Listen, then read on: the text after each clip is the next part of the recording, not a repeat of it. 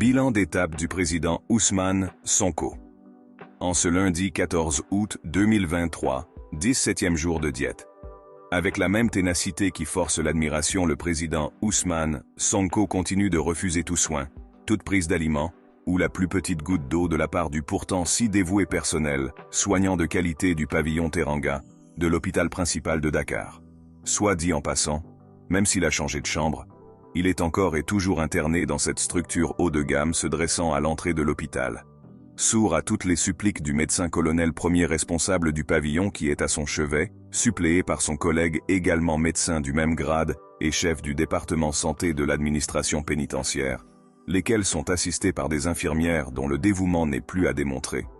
L'illustre malade que nous avons visité hier, et dont la dégradation de l'état de santé est devenue un secret de polichinelle, n'en continue pas moins de puiser jusque dans ses derniers retranchements pour tenir. En cela il ne défie personne, il exerce son droit naturel d'exiger le respect de l'inviolabilité de sa dignité intrinsèque d'homme.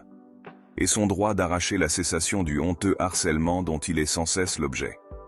Assisté par son médecin personnel, le docteur Cissé, qui essaie tant bien que mal de jouer son rôle d'interface et de trouver l'équilibre entre des impératifs étatiques ponctuels comme ce projet fou de renvoyer un malade dans le milieu carcéral d'origine, quitte à le ramener en cas de rechute, et le devoir permanent du praticien, entouré de ses avocats, de mettre en œuvre tous les moyens en sa possession afin de préserver son patient. Le président Ousmane Sonko mène une lutte intérieure farouche au moment où le cœur de la nation bat la chamade. Quoique faible, il reste très lucide.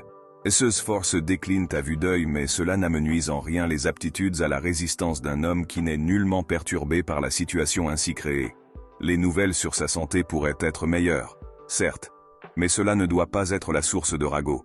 Le secret médical ayant été institué justement pour la préservation de la dignité humaine. Sonko ne se porte pas comme un charme après une diète éprouvante de 17 jours, le contraire eût étonné. Mais il n'en a pas pour autant atteint la côte d'alerte.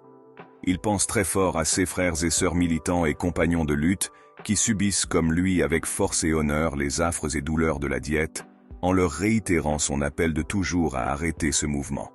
Il pense également très fort au peuple frère du Niger qui vit des heures décisives et qui a besoin du soutien de tous les dignes enfants de Mama Africa.